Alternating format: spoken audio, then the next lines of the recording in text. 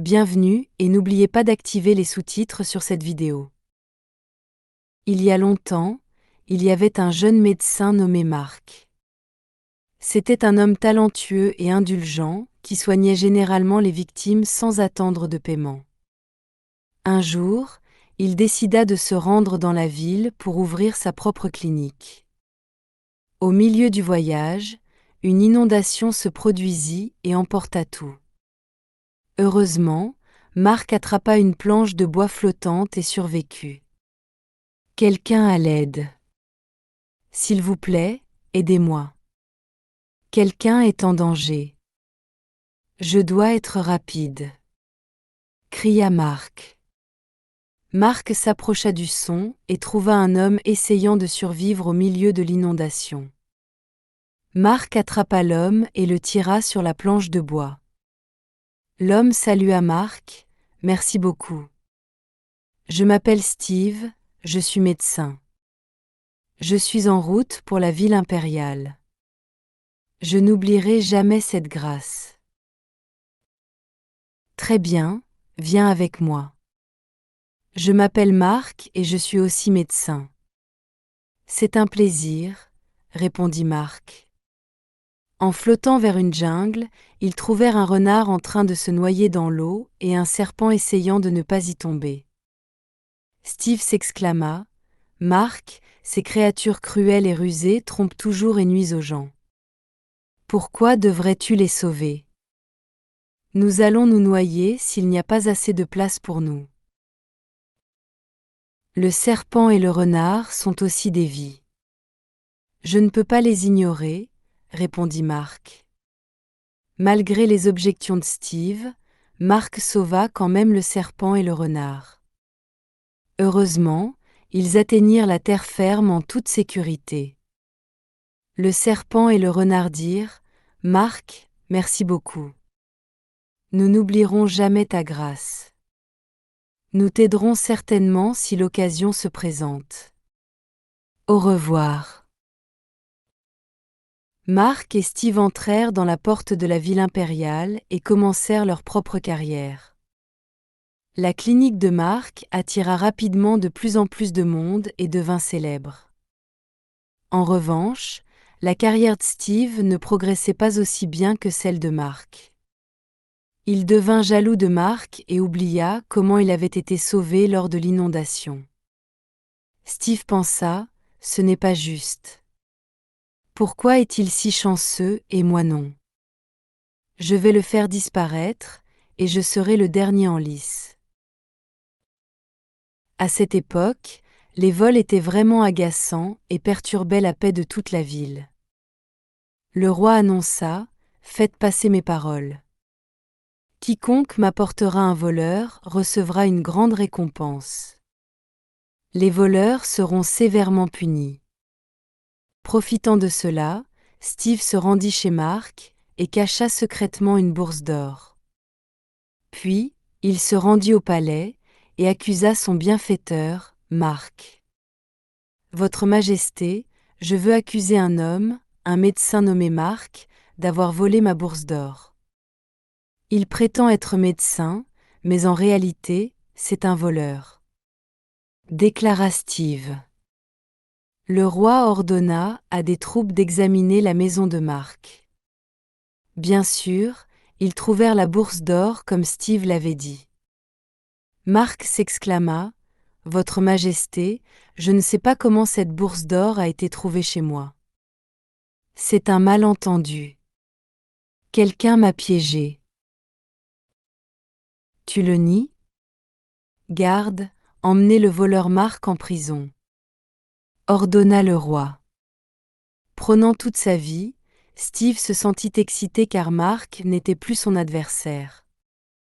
Steve reçut une grande récompense du roi, et sa carrière s'améliora parce qu'il n'avait plus de concurrents. Le serpent et le renard entendirent bientôt parler de la situation de Marc et planifièrent de sauver leur bienfaiteur. Le serpent s'infiltra discrètement dans la prison pour rencontrer Marc. « Et, es-tu le serpent que j'ai sauvé autrefois ?» demanda Marc. « Oui, Que t'est-il arrivé, Mark? Répondit le serpent. Oh, je vois, ce traître Steve. Crois-nous, le renard et moi te sortirons de là. Le serpent raconta toute l'histoire au renard, et ils se mirent en colère. Le renard dit, j'ai un plan, serpent. Nous devons faire ceci. Le serpent écouta le plan et hocha progressivement la tête. Le renard avait une gemme magique qui pouvait l'aider à se transformer en n'importe quoi, même en humain. Il se transforma en un érudit, et le serpent retourna discrètement à la prison, et donna secrètement à Mark une potion précieuse. Garde-la précieusement. Cette potion pourrait guérir mon venin, et te faire sortir d'ici, dit le serpent. Le roi n'avait qu'une seule fille, la belle princesse Léa. Elle se promenait souvent dans le jardin derrière le palais. Le serpent se glissa dans le palais et se cacha dans un buisson, attendant la princesse. Soudain, la princesse Léa cria « Oh, un serpent m'a mordu !» À l'aide! La blessure sur la jambe de la princesse devint enflée, et elle dut rester au lit toute la journée. Personne ne pouvait guérir la morsure de serpent, pas même le célèbre médecin Steve. Le roi devint très inquiet et annonça « Faites passer mes paroles. Quiconque peut guérir la morsure de la princesse recevra une grande récompense. » Plus tard, le renard, sous la forme d'un érudit, se présenta au roi pour offrir des conseils sur les symptômes de la princesse. Le roi demanda « Voulez-vous donner un conseil ? Si ma fille guérit, je vous promets de vous accorder tout ce que vous désirez. » Le renard répondit « C'est la morsure du serpent divin, une punition pour vous, votre majesté. Cependant, votre princesse a dû la porter pour vous car vous avez pris une décision injuste envers un homme de bien. » Une décision injuste envers un homme de bien ? Mais je n'ai puni personne sans raison. Qui est-il ? Demanda le roi. Dans la prison, il y a une personne qui pourrait guérir la morsure. Vous devez vous rappeler ce que vous avez fait, dit le renard. Le roi pensa, oui, Mark.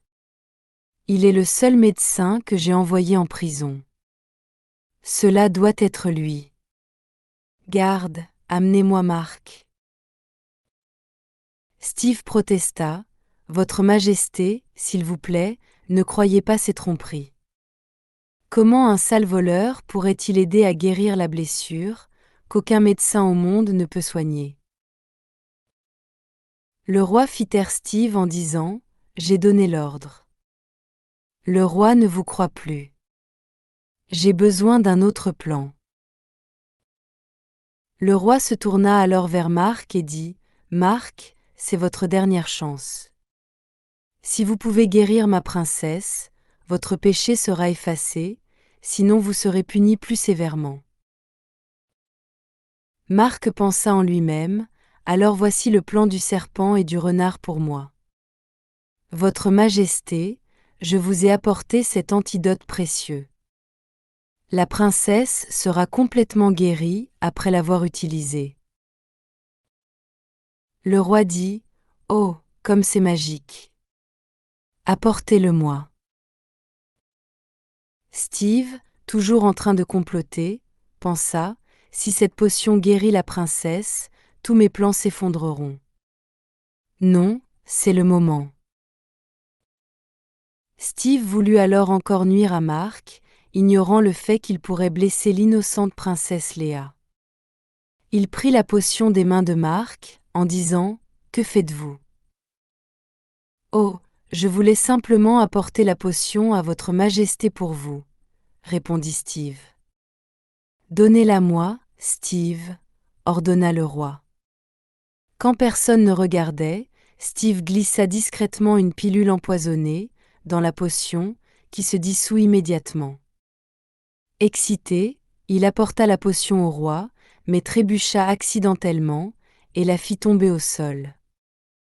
L'antidote empoisonné se répandit partout. Le roi exigea: que s'est-il passé? Ceci, c'est une potion toxique. Marc, comment osez-vous apporter cette chose toxique pour nuire à la princesse Léa? Marc répondit: vous dites n'importe quoi. Ma potion est complètement pure. Vous l'avez empoisonnée pour me nuire. Le roi, confus, dit: l'un de vous est le coupable. Dites-moi, à qui appartient ce poison? Marc regarda soudainement le bouchon dans sa main et trouva un mot qui disait: si quelque chose tourne mal, cette recette peut vous aider. Bien qu'elle ne soit pas aussi puissante que celle que je vous ai donnée, c'est le seul antidote pour mon venin. Votre Majesté, je peux vous montrer que je ne suis pas le coupable. S'il vous plaît, permettez-moi de préparer les ingrédients, et je pourrai fabriquer un autre antidote devant vos yeux, supplia Marc. Le roi répondit: d'accord, je vais te surveiller attentivement. S'il y a la moindre ambiguïté, tu connais ton sort. Steve intervint: non, non, Votre Majesté, vous. Silence. Vous n'êtes pas autorisé à l'approcher jusqu'à ce que l'antidote soit terminé, ordonna le roi. Marc prépara joyeusement l'antidote pour la princesse Léa sous l'œil vigilant du roi. Le roi surveillait également Steve de près pour qu'il ne puisse plus interférer avec le travail de Marc. Une fois le processus terminé, le roi demanda soigneusement à un autre médecin royal de tester l'antidote. Une fois qu'ils eurent confirmé qu'il n'y avait aucune toxicité dans la potion, le roi permit à Marc de l'administrer à la princesse Léa. Marc dit: Princesse Léa, ne vous inquiétez pas. Soyez forte, la blessure sera bientôt guérie. J'essaie, répondit la princesse. En effet, après avoir appliqué le traitement de Marc, la jambe de la princesse ne montra plus de gonflement, et la douleur s'atténua. Sa fièvre disparut, et elle se rétablit en quelques jours. La princesse déclara joyeusement: Père, ce médicament est fabuleux. Ma jambe est complètement guérie. Marc s'adressa alors au roi: Votre Majesté, c'est lui qui m'a calomnié en disant que j'avais volé la bourse d'or. Je l'ai sauvé une fois d'une inondation féroce, mais je ne m'attendais pas à ce qu'il veuille autant me nuire. Steve, rempli de culpabilité, admit: Marc, c'est ma faute. Je suis désolé. S'il te plaît, pardonne-moi. Après que Steve eut dévoilé tous ses plans calomnieux contre Marc, le roi en colère ordonna qu'il soit jeté en prison à vie. La princesse Léa, impressionnée par les compétences médicales exceptionnelles de Marc et son caractère, tomba peu à peu amoureuse de lui. Le roi fut très satisfait et accepta de marier la princesse Léa à Marc. Leur cérémonie de mariage eut lieu joyeusement au palais, avec les bénédictions de tous. Marc, se souvenant de la façon dont le serpent et le renard lui avaient rendu service, voulut les retrouver. Cependant, il ne resta aucune trace d'eux.